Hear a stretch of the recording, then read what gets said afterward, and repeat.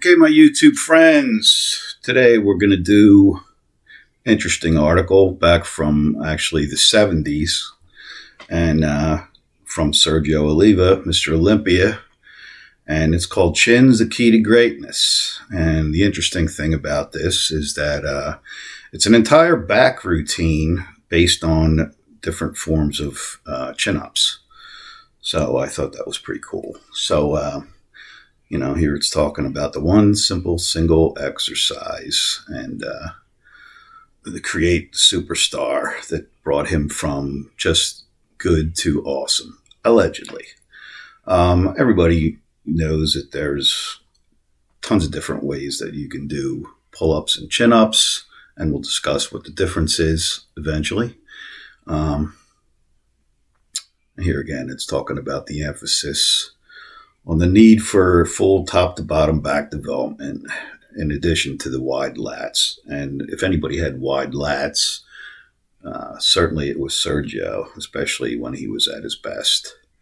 And then, you can do pull-ups and chin-ups at the playground at the park. You can do them off a tree limb. You'll see somebody doing them off of a fence, a top post. And there's other ways of doing them. You can even do a form of chin-ups off of between chairs with a broomstick, which was going way back even to Arnold's early instructions on starting out. There's the guy doing on the fence post.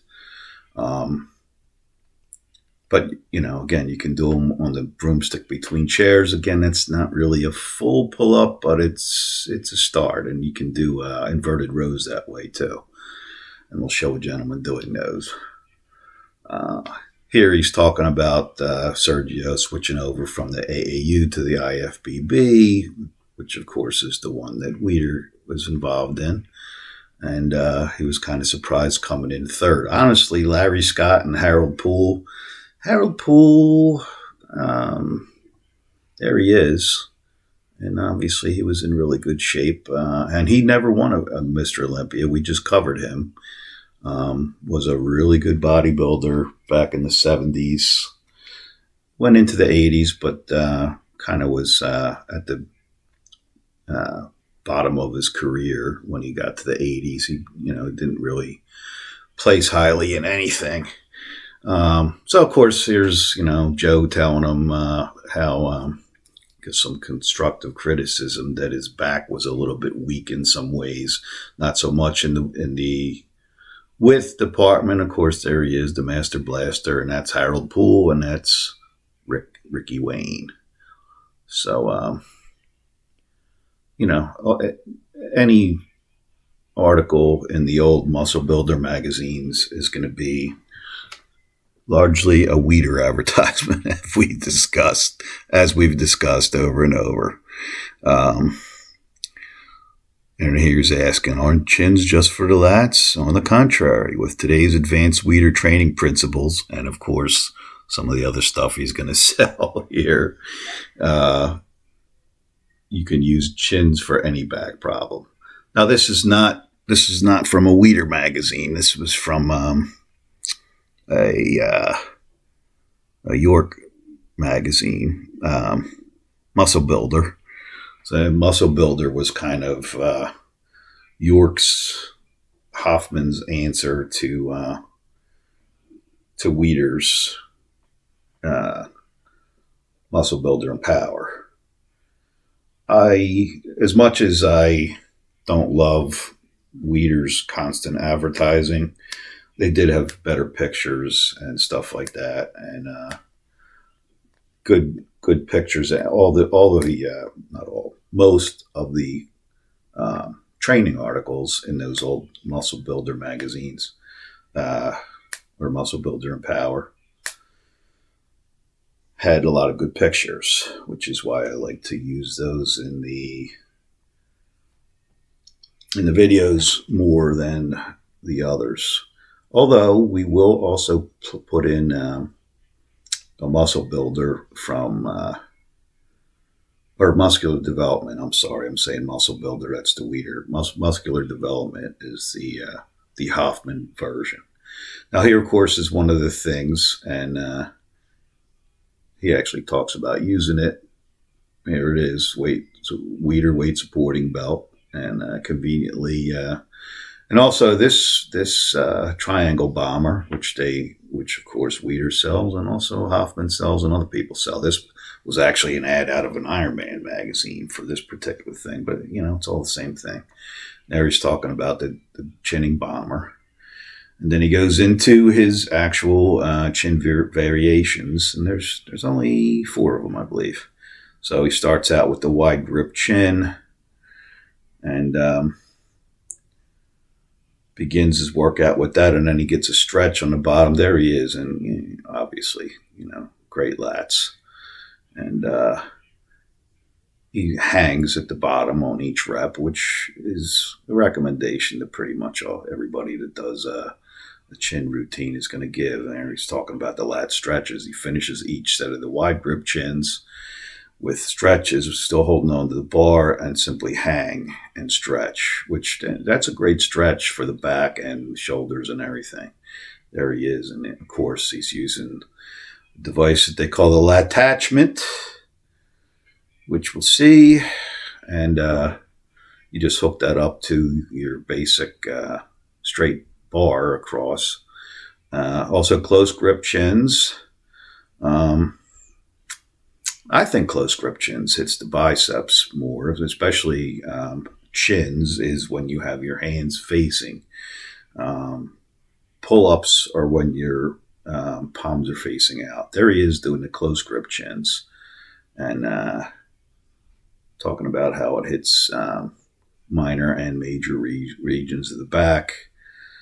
And make sure your chest touches at the top, which is it's pretty tough to do. Here he's talking about the triangular bomber chins, which is where you're going to hit more of the middle part of the back, and it's not just for lats. So that's kind of a combination of those 4 done in enough sets and reps, as he'll discuss. There he is doing the triangle bomber. So you're more in a slightly horizontal position that way, and it's going to hit, again, the middle of the back and not just the lats that way. And, of course, again, it's an advertisement for his triangle bomber. So he says, try out my chin routine. Try it out, see what your back feels like after 24 sets or so. So if you figure that's like, 6 sets of each, and I believe he suggests doing 8 reps, 6 sets of 8 on each of these things. Here's yet another doorway gym, which is a little bit cheaper than some of the other setups. And here's Robby Robinson doing. Looks like he's using. Of course, he was another guy that was in all the old, a lot of the Weider magazines of that era, the 70s, and he was a great bodybuilder. I think he was should have been Mr. Olympia probably at some point. Never quite made that, but he had tremendous physique. And even to this day, he's in his 70s and he's in really great shape. There's Larry. He had decent lats, but honestly, the fact that he beat Sergio, and the first one that Sergio mentions, I don't know about that.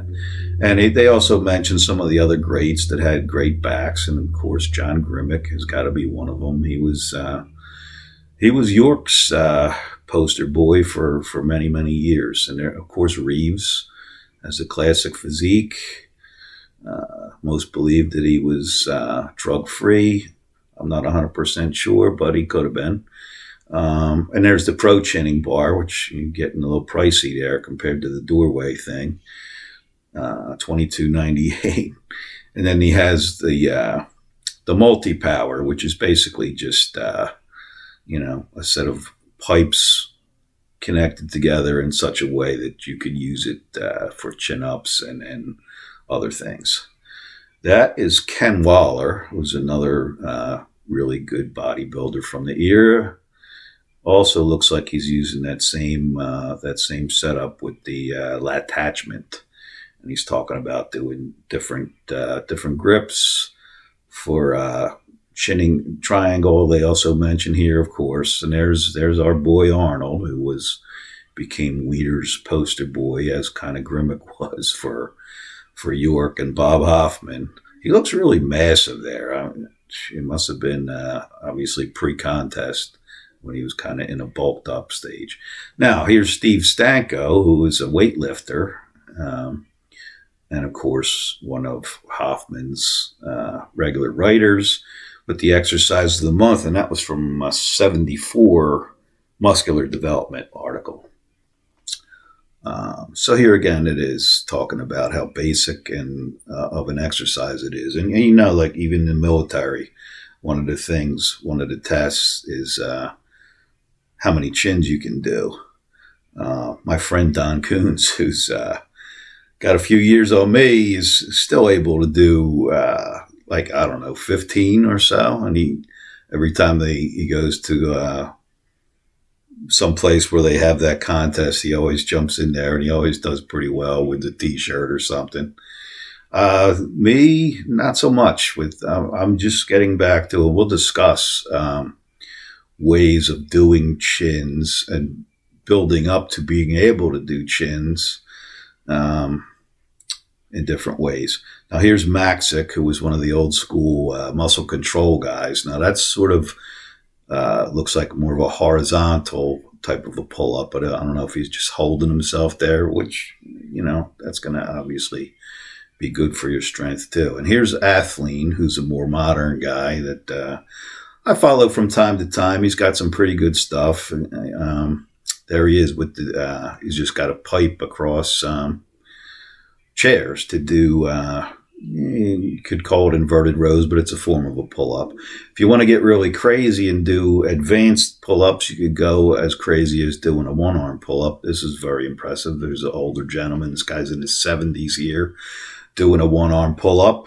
And one of the ways that you can, even if you can't do straight pull-ups, you can do the assisted chin dip machine, where you have the selectorized weight stack, which would subtract from your own weight. I love this thing. It has helped me get back to where I can do dips for reps, which I couldn't do for a long time.